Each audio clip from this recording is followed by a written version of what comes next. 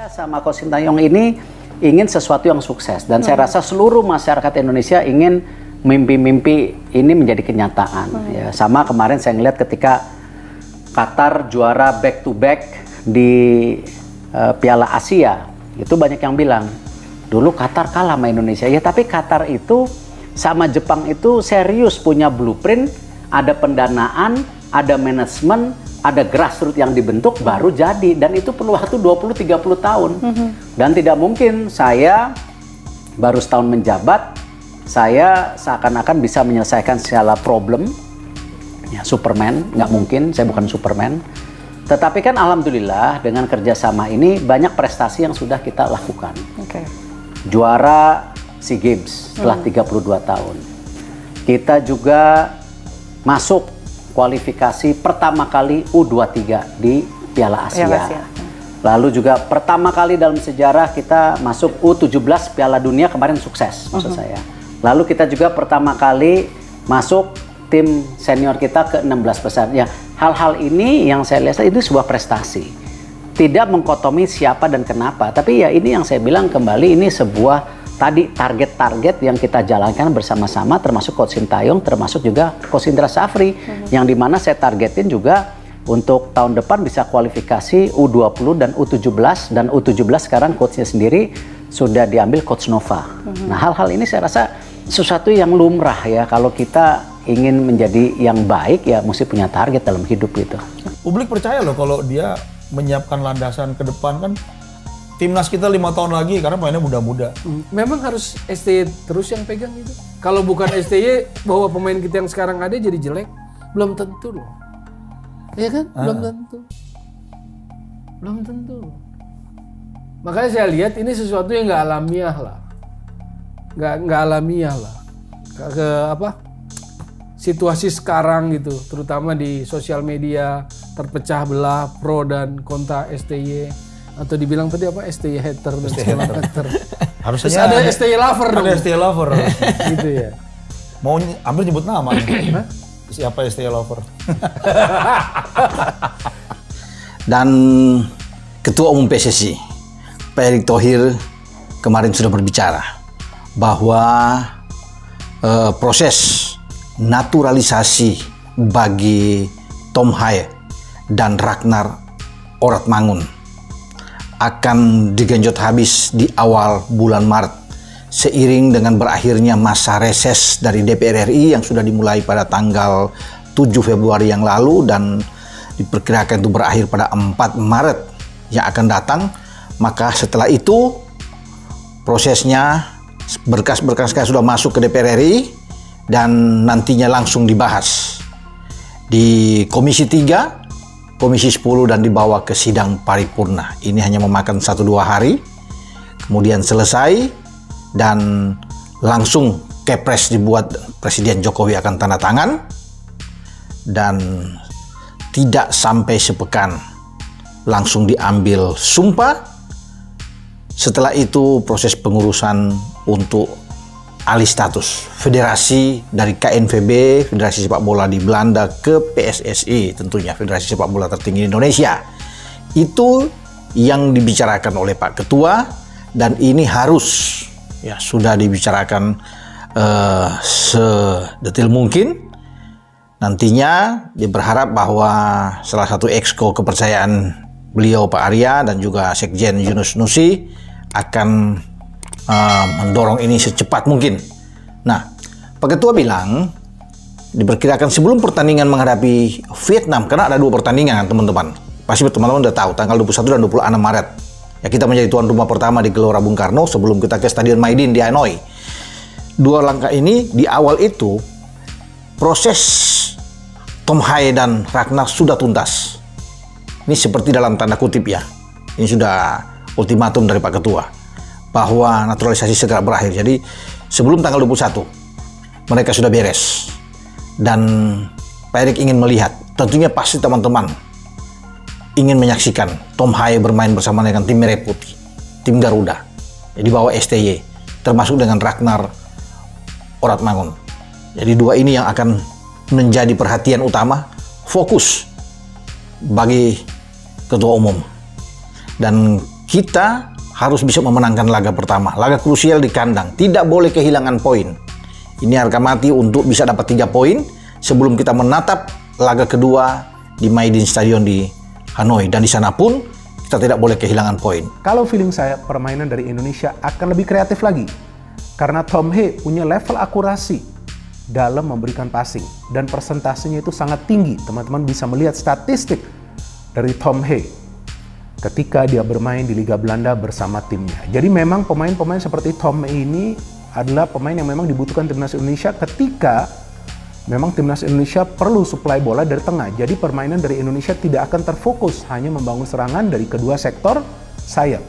Boleh saja pemain dari sayap bergerak, tapi akan lebih baik pemain dari sayap itu bergerak untuk melakukan pergerakan penetrasi, shooting, dan coba untuk mencetak gol. Sehingga potensi bagi Indonesia mencetak gol di sebuah pertandingan itu lebih besar daripada winger itu hanya memberikan crossing-crossing yang belum tentu juga bermanfaat. Karena kita tahu bahwa memberikan crossing-crossing dari sayap itu tidak mudah ketika para pemain tim lawan itu sudah bisa membaca pola serangan dari timnas Indonesia. Kemudian ada juga Ragnar Oratmangun, ini juga pemain yang sudah matang. Ini pemain yang memang dibutuhkan Indonesia karena dibutuhkan pemain di sektor sayap yang bisa melakukan pergerakan penetrasi dan juga punya kemampuan untuk mencetak gol. Ragnar ini punya naluri yang tinggi dalam urusan mencetak gol, walaupun dia bukan pemain yang bisa mencetak puluhan gol dalam satu musim. Tapi dia pemain yang punya insting untuk mencetak gol. Ini juga yang bisa memberikan solusi bagi Indonesia dalam urusan mencetak gol. Pada saat memang sampai saat ini kita tidak punya striker predator yang bisa mencetak banyak gol bagi timnas Indonesia. Dan juga dengan pergerakan-pergerakan aktifnya dari sektor sayap, maka Ragnar akan bisa membantu siapapun striker yang bermain di depan untuk mencari ruang. Jika juga nanti Ragnar bisa memberikan crossing-crossing yang akurat, tentu itu akan bermanfaat bagi striker. Jadi saya pikir tidak ada salahnya dari federasi untuk mempercepat proses naturalisasi dari dua pemain keturunan Indonesia ini. Sebab dengan adanya mereka, permainan dari timnas Indonesia itu akan semakin kreatif. Saya harapkan lebih banyak pemain-pemain diaspora Indonesia bisa membela timnas Indonesia, dan lagi-lagi saya tegaskan, mungkin sudah lebih dari 10 kali, bukan saja di platform ini, tapi juga di platform lainnya, bahwa bukan berarti dengan semakin banyak pemain-pemain keturunan Indonesia, kemudian peluang bagi para pemain yang bermain di liga domestik akan tertutup. Enggak, tapi justru mereka harus bersaing untuk bisa mendapatkan tempat. Oleh karena itu, nanti timnas Indonesia akan diisi oleh pemain-pemain yang berkualitas yang memang pantas membela timnas Indonesia.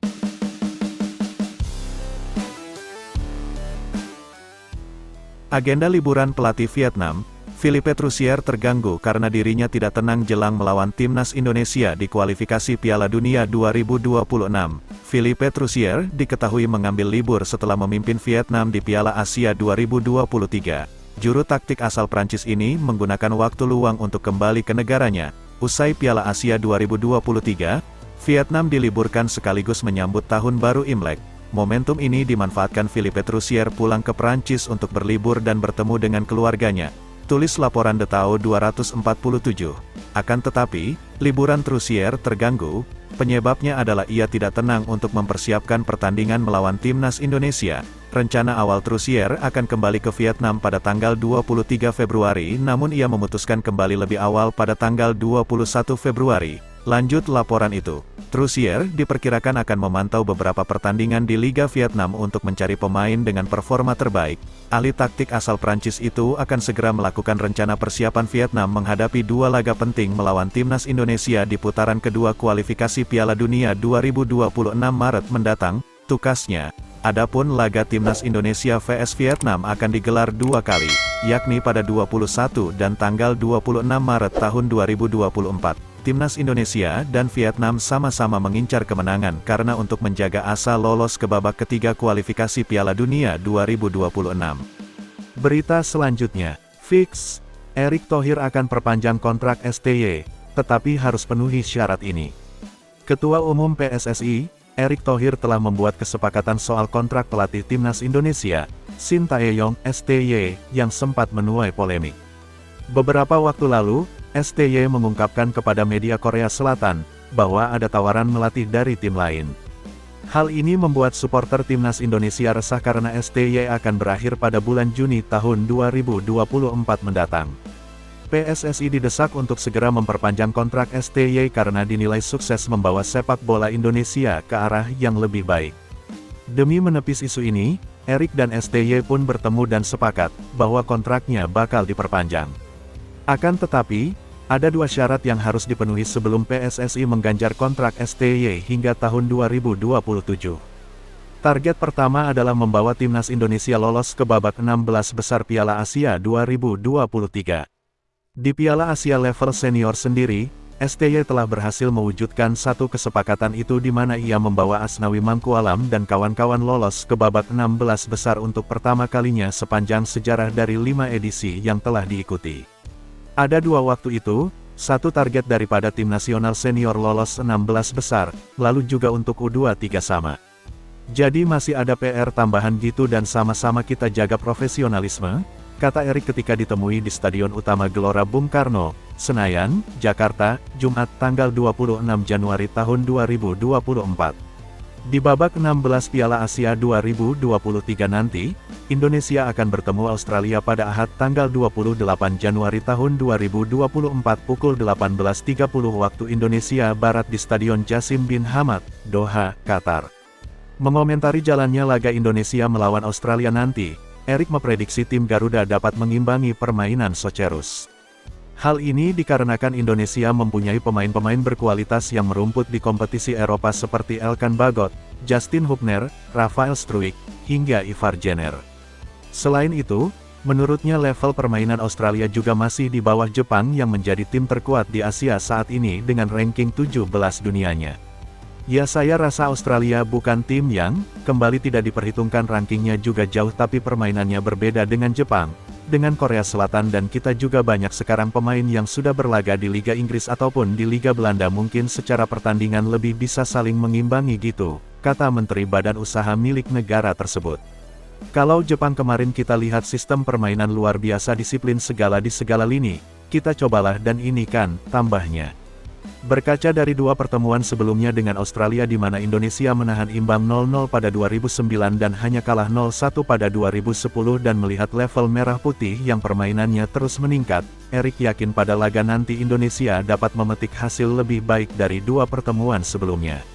Ia pun menghimbau seluruh pemain yang tampil pada laga 16 besar melawan Australia nanti untuk all out mengerahkan kemampuan terbaik, karena bukan tidak mungkin Indonesia keluar sebagai pemenang untuk melaju ke 8 besar. Dan kita kalau melihat sejarah kita di tahun-tahun 2009 sampai tahun 2010 kita sama Australia pernah draw, pernah ya seperti itu kalah 1-0 ya ini kan tahun 2023 masa nggak maju-maju gitu, imbuhnya. Kembali saya bilang sama tim jangan berpuas diri sudah 16 besar terus udah ya enggak lah. Kembali kita harus kasih yang terbaik siapa tahu ya ada kejutan-kejutan dari Indonesia, tutupnya.